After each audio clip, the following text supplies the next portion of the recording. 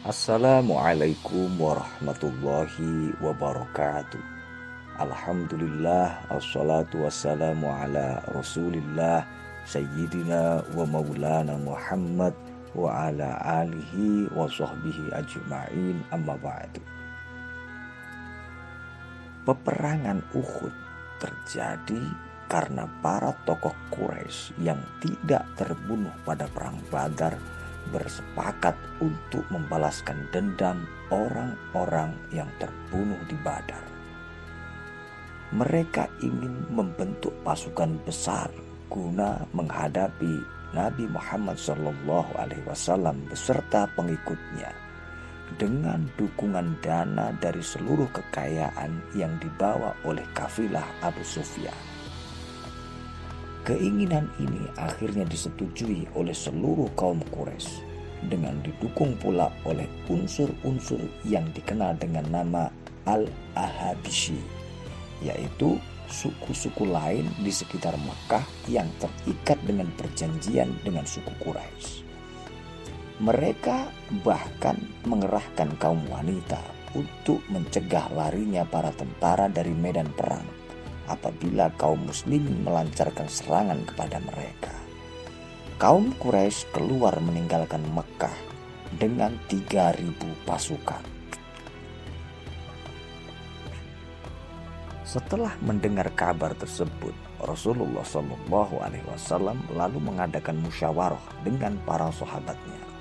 Dalam musyawarah ini, Rasulullah SAW menawarkan kepada mereka antara keluar menjemput musuh di luar kota Madinah atau bertahan di dalam kota Madinah. Jika musuh datang menyerang kota Madinah, barulah kaum muslimin menghadapi mereka dalam kota. Dari kalangan orang-orang tua termasuk Abdullah bin Ubay memilih tawaran kedua, yaitu bertahan di dalam kota Madinah. Sedangkan sebagian besar dari para sahabat yang tidak berkesempatan ikut pada perang Badar berkeinginan menghadapi musuh di luar kota Madinah.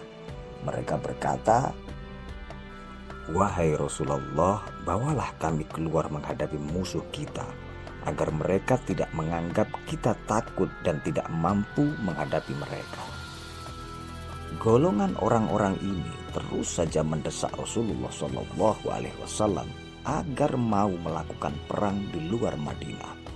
Sampai akhirnya Rasulullah SAW menyetujui. Rasulullah SAW kemudian masuk ke dalam rumahnya lalu mengenakan baju perang dan mengambil senjatanya. Melihat ini, orang-orang yang mendesak Rasulullah SAW tersebut menyesali diri karena mereka merasa telah memaksa Rasulullah SAW untuk melakukan sesuatu yang tidak diinginkannya, sehingga mereka berkata kepada Rasulullah SAW, "Ya Rasulullah, kami tadi telah mendesak Anda untuk keluar, padahal tidak selayaknya kami berbuat demikian. Karena itu, jika Anda suka, duduklah saja."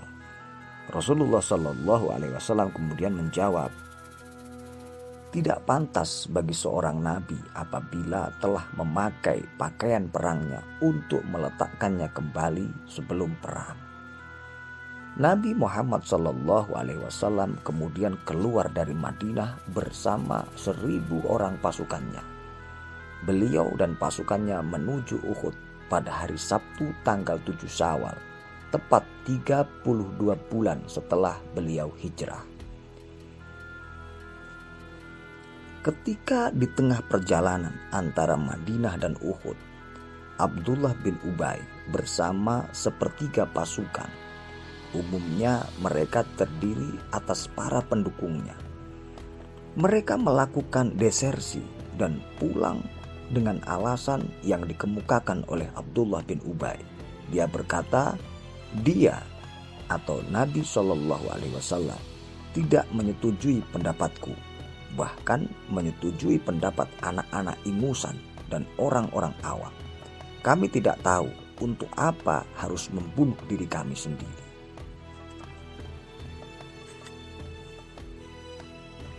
Abdullah bin Haram berusaha mencegah mereka dan memperingatkan mereka agar tidak mengkhianati Nabi Muhammad SAW. Tetapi mereka tetap saja menolak. Bahkan tokoh mereka menjawab dengan berkata, "Seandainya kami tahu akan terjadi peperangan, niscaya kami tidak akan mengikuti kalian." Imam Bukhari meriwayatkan bahwa kaum muslimin berselisih pendapat mengenai tindakan desersi itu. Sebagian mereka mengatakan, "Kita perangi saja mereka."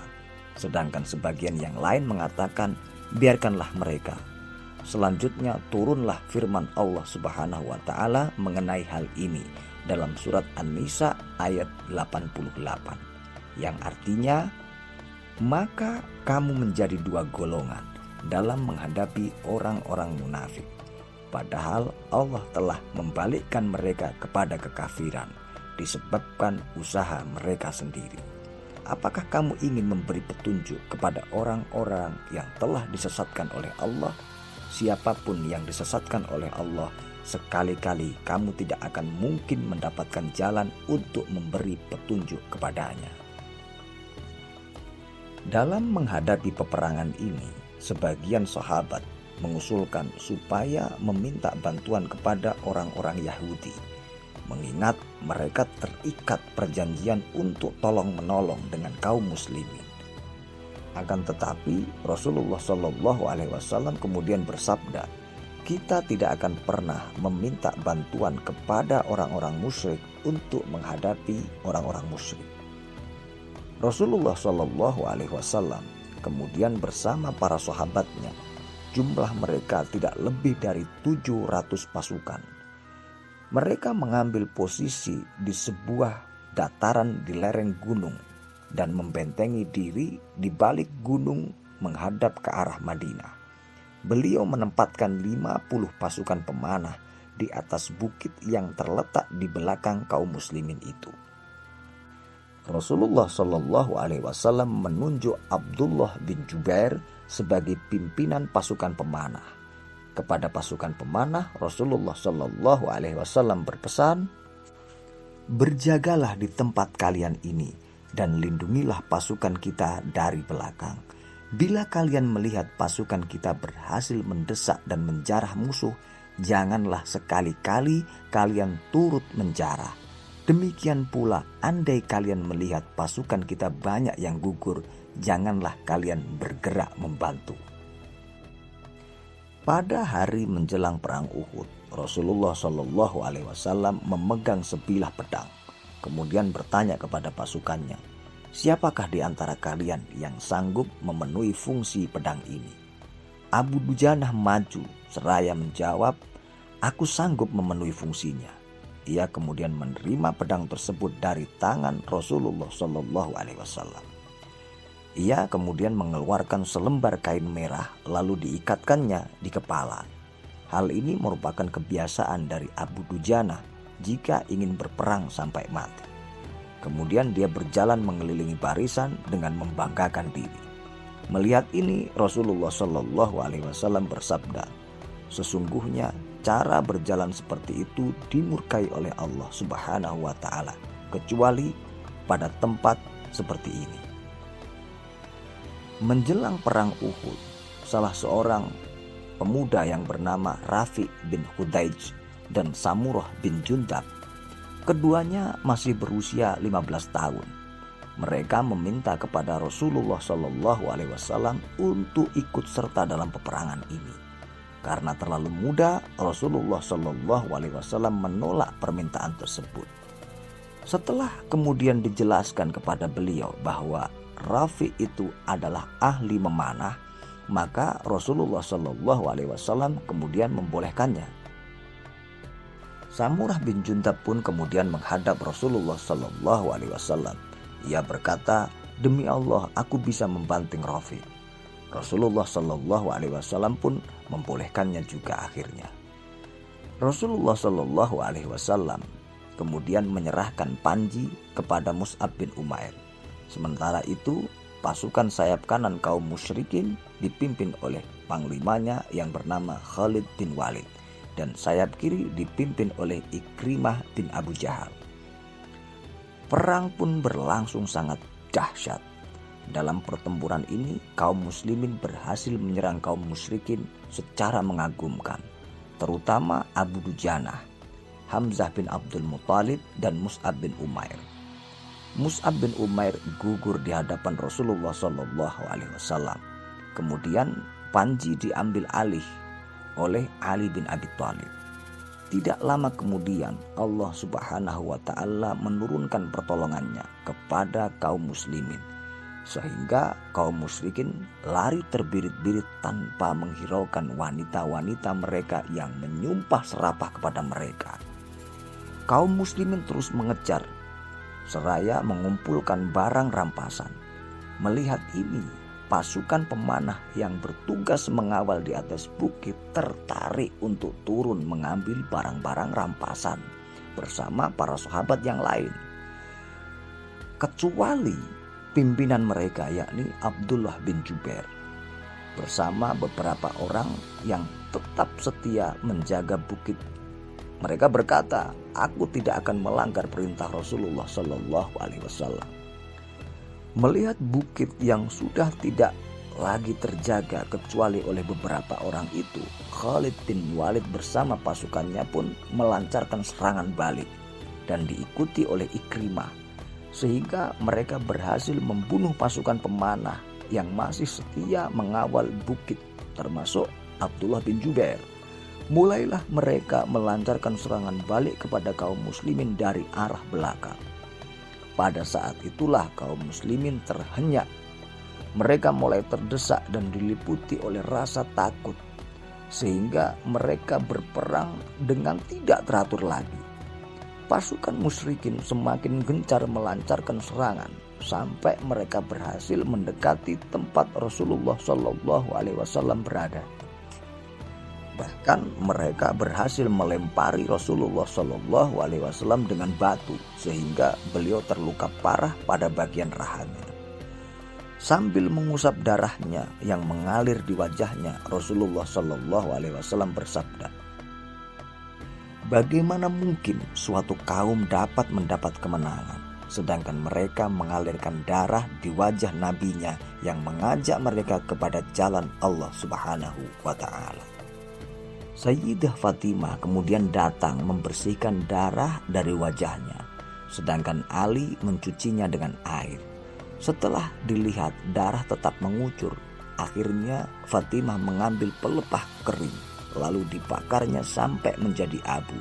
Kemudian abu itu diusapkannya ke tempat luka dan barulah darah berhenti mengalir. Di saat-saat kritis itu, tersiar desas-desus bahwa Rasulullah SAW gugur dalam pertempuran, sehingga hal ini mengguncangkan hati sebagian kaum muslimin dan menyebabkan orang-orang yang lemah iman di antara mereka berkata, "Apa gunanya kita di sini jika Rasulullah SAW telah gugur?" Mereka kemudian lari meninggalkan medan pertempuran. Akan tetapi menanggapi isu ini, Anas bin Nadhr berkata, "Bahkan untuk apa lagi kalian hidup sesudah Rasulullah SAW?" Sambil menunjuk kepada orang-orang munafik dan lemah iman, Anas bin Nadhr berkata, "Ya Allah, sesungguhnya aku berlepas diri kepadamu dari apa yang mereka katakan itu, dan aku mohon ampun kepadamu atas apa yang mereka ucapkan itu." Anas bin Nadhr kemudian melesat dengan cepat dengan membawa pedangnya menerjang kaum musyrikin hingga ia gugur sebagai syahid. Selama peristiwa ini tampaklah semangat pengorbanan dan pembelaan yang mengagumkan dari para sahabat Rasulullah SAW yang selalu berada di sekitarnya. Mereka rela mengorbankan raga dan nyawa demi membela dan menyelamatkan Rasulullah SAW. Imam Bukhari pernah meriwayatkan bahwa ketika orang-orang meninggalkan Rasulullah SAW, sebagian sahabat tetap setia dengan memerisaikan dirinya dari desakan panah-panah kaum musyrikin. Abu Talhah adalah seorang pemanah ulung dan selalu tepat mengenai sasarannya. Setiap anak panah yang dia lepaskan ke arah kaum musyrikin itu selalu diamati oleh Rasulullah SAW pada saat itu. Pada sasaran manakah anak panah itu menancap? Abu Talhah kemudian berkata kepada Rasulullah, "Demi ayah dan ibuku yang menjadi tebusanmu, tak usahlah Anda mengamatiku, nanti terkena panahan musuh. Biarkanlah mengenai leherku asalkan lehermu selamat." Abu Dujana juga melindungi Rasulullah SAW dengan dirinya. Sementara panah-panah musuh bertubi-tubi menghujam punggungnya. Demikian pula Ziyad bin Sakan. Ia melindungi Rasulullah SAW dengan dirinya. Sampai kemudian ia gugur bersama 5 orang sahabat. Menurut riwayat Ibnu Hisham, ia merupakan orang yang terakhir yang gugur melindungi Rasulullah SAW hingga roboh karena luka yang mengenainya. Lalu Rasulullah SAW berkata, "Dekatkanlah dia kepadaku." Kemudian setelah dia didekatkan, dia meletakkan kepalanya di atas kaki Rasulullah SAW dan akhirnya dia menghembuskan napasnya yang terakhir dengan berbantalkan kaki Rasulullah SAW. Setelah berlangsung sekian lama, pertempuran di antara kedua belah pihak pun mulai mereda dan berakhir. Kaum musyrikin mulai meninggalkan medan pertempuran dengan rasa bangga atas kemenangan yang mereka raih. Sementara itu, kaum muslimin terkejut melihat para sahabat yang berguguran. Di antaranya adalah Hamzah bin Abdul Muthalib, Al-Yaman, Anas bin Nadhr, Mus'ab bin Umair, dan lainnya. Rasulullah SAW sendiri sangat berduka cita atas kematian pamannya, Hamzah. Apalagi setelah melihat mayatnya yang dibelah perutnya dan diiris hidung serta telinganya oleh musuh. Selanjutnya Rasulullah SAW menguburkan mayat itu dua-dua dalam satu kain. Lalu beliau bertanya, "Siapakah yang paling banyak hafal Al-Quran?" Setelah diberitahukan, Rasulullah SAW memasukkannya terlebih dahulu ke liang lahat. Sesudah itu Rasulullah SAW bersabda, "Aku menjadi saksi bagi mereka pada hari kiamat." Rasulullah SAW memerintahkan agar mereka dikuburkan berikut pakaian dan darah mereka apa adanya, dengan tidak perlu dimandikan dan disolatkan. Setelah peristiwa Uhud, orang-orang Yahudi dan kaum munafikin mulai menunjukkan kebencian mereka terhadap kaum muslimin. Abdullah bin Ubay bersama kawan-kawannya berkata kepada kaum muslimin, "Seandainya kalian mengikuti kami, niscaya tidak ada korban yang berjatuhan di antara kalian." Mereka kemudian memperolok kaum muslimin dengan mempertanyakan kemenangan yang pernah mereka impikan bersama Rasulullah SAW. Allah Subhanahu wa Ta'ala lalu menurunkan sejumlah ayat dari surat Al-Imran sebagai komentar dan jawaban terhadap celotehan orang-orang Yahudi dan kaum munafikin tersebut. Di samping itu merupakan penjelasan tentang hikmah dari peristiwa yang terjadi di Uhud. Ayat-ayat itu bisa kita jumpai pada surat Al-Imran mulai dari ayat 121 hingga ayat 168. Pada ayat ke-168 Allah berfirman yang artinya, orang-orang yang tidak turut pergi berperang itu berkata kepada saudara-saudaranya, "Sekiranya mereka mengikuti kita, tentulah mereka tidak akan terbunuh. Katakanlah, tolaklah kematian itu darimu jika kamu orang-orang yang benar." Pada hari Sabtu sore, Rasulullah SAW meninggalkan Uhud, dan pada malam harinya beliau bermalam di Madinah bersama para sahabatnya. Pada malam itu kaum muslimin sibuk untuk mengobati luka-luka mereka. Kemudian setelah melaksanakan sholat subuh pada hari Ahad pagi, Rasulullah Shallallahu Alaihi Wasallam memerintahkan Bilal untuk mengumumkan bahwa Rasulullah Shallallahu Alaihi Wasallam memerintahkan kepada para sahabat agar keluar mengejar musuh. Perintah ini hanya ditujukan kepada para sahabat yang ikut dalam peperangan kemarin. Rasulullah Shallallahu Alaihi Wasallam kemudian meminta untuk diambilkan panjinya yang belum dilepas. Lalu panji itu diserahkan kepada Ali bin Abi Thalib radhiyallahu taala anhu. Dengan kondisi yang belum pulih, para sahabat melesat mengejar musuh sampai ke Hamra'ul Asad. Hamra'ul Asad itu adalah sebuah tempat yang terletak sekitar 10 mil dari Madinah. Disinilah kaum muslimin menyalakan api unggun yang ukurannya sangat besar, sehingga dapat dilihat dari tempat yang sangat jauh. Di samping itu juga untuk mengesankan banyaknya jumlah mereka. Di saat itulah ada seorang yang bernama Ma'bad bin Ma'bad al-Khuzai, seorang musyrik dari suku Khuza'ah sedang lewat. Ia melihat kaum muslimin. Setelah itu ia melanjutkan perjalanannya dan bertemu dengan kaum musyrikin yang sedang berpesta pora membanggakan kemenangannya di Uhud. Mereka sebenarnya merencanakan kembali lagi ke Madinah untuk menumpas kaum muslimin. Tetapi niat itu dicegah oleh Sofwan bin Umayyah. Ketika Abu Sufyan melihat Ma'bad, ia bertanya. Kemudian diceritakan bahwa sesungguhnya Muhammad dan para sahabatnya dalam jumlah yang sangat besar yang tidak pernah aku lihat sebelumnya telah keluar mengejar kalian. Dengan penuh semangat dan kebencian yang belum pernah aku saksikan sebelumnya, mereka sangat ingin berhadapan dengan kalian. Dengan itulah kemudian Allah Subhanahu wa Ta'ala menimbulkan rasa takut di hati kaum musyrikin, sehingga mereka segera mengangkat kaki mereka dan berangkat menuju Makkah.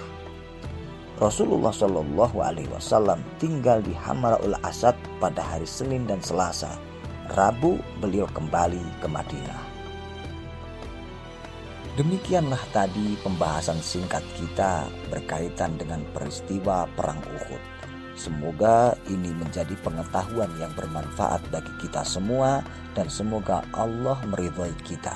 Akhirul kalam, wallahul muwafiq ila aqwamit thoriq. Assalamualaikum warahmatullahi wabarakatuh.